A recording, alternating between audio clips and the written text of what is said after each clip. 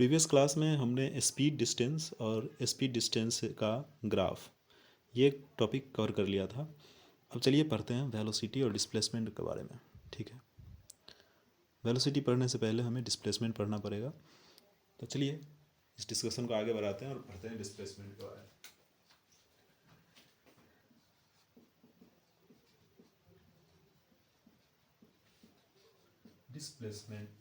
Displacement क्या होता है? सबसे पहले डिस्प्लेसमेंट एक फिजिकल क्वांटिटी है। कैसा फिजिकल क्वांटिटी है? वेक्टर फिजिकल क्वांटिटी है। जैसे ही मैंने बोला वेक्टर, वैसे ही तुम्हारे दिमाग में एक बात चमकना चाहिए कि सर अगर ये वेक्टर फिजिकल क्वांटिटी है तो इसके पास मैग्नीट्यूड तो होगा ही, साथ में और क्या होगा? डायरेक्शन। क्या क्या होगा? मैग्नीट्यूड भी होगा और डायरेक्शन भी होगा। तो डिस्प्लेसमेंट कैसा क्वांटिटी है बेटा? वेक्टर। वेक्टर फिजिकल क्वांटिटी है। इसके पास क्या क्या होगा? मैग्नीट्यूड होगा एंड डायरेक्शन। क्लियर है? अब देखते हैं डिस्प्लेसमेंट क्या होता है। Suppose that t equal to 0 पे, मतलब अभी तुम इस पॉइंट पे हो A पे, और कुछ समय के बाद तुम B पे आ गए और तुम तीन अलग अलग रास्ते से गए। एक तो A से गए, दूसरा ऐसे ऐसे घूम के B से गए, B पे गए, और तीसरा ऐसे ऐसे ऐसे ऐसे ऐसे घूम के फिर B पे गए। ये था तुम्हारा रास्ता नंबर 1, ये 2 और ये 3। बताओ किस वाले रास्ते से जाओगे तो तुम सबसे ज़्यादा डिस्प्लेसमेंट ट्रैवल किए? बता सकते हो? डिस्प्लेसमेंट का simple sweet and short definition होता है शिफ्ट इन पोजीशन। क्या होता है? Shift in position. किसी एक समय पे ऑब्जेक्ट कहाँ पे था? ए पे, और कुछ समय बाद बी पे है। तो तुम सिंपल सा ए से बी के बीच में एक स्ट्रेट लाइन बनाओगे, ठीक है, और वही उसका क्या हो जाएगा? डिस्प्लेसमेंट। तो डिस्प्लेसमेंट का एक डेफिनेशन तुम लिख सकते हो शिफ्ट इन पोजीशन। क्लियर है?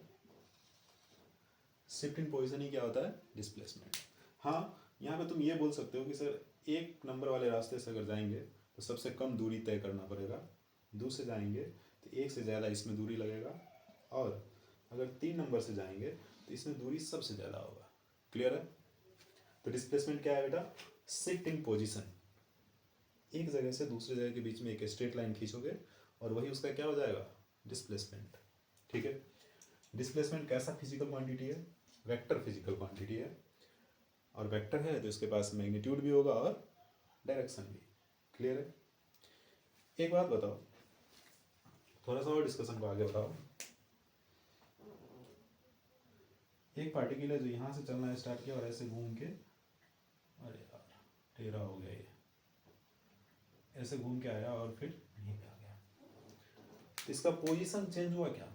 जहाँ पे था वहीं पे घूम के आ गया। इसका मतलब इसका डिस्प्लेसमेंट क्या हो गया? 0। क्या हुआ? 0। लेकिन डिस्टेंस तो कुछ है। तो यहाँ से तुम अगर हम एक स्टेटमेंट बोले तो तुम बताओ ये वाला स्टेटमेंट सही है या गलत? अगर पार्टिकल का डिस्प्लेसमेंट 0 है तो डिस्टेंस मस्ट बी 0। क्या ये बात सही है? मैं कह रहा हूँ कि अगर डिस्प्लेसमेंट 0 है तो ज़रूरी है कि डिस्टेंस भी 0 होगा?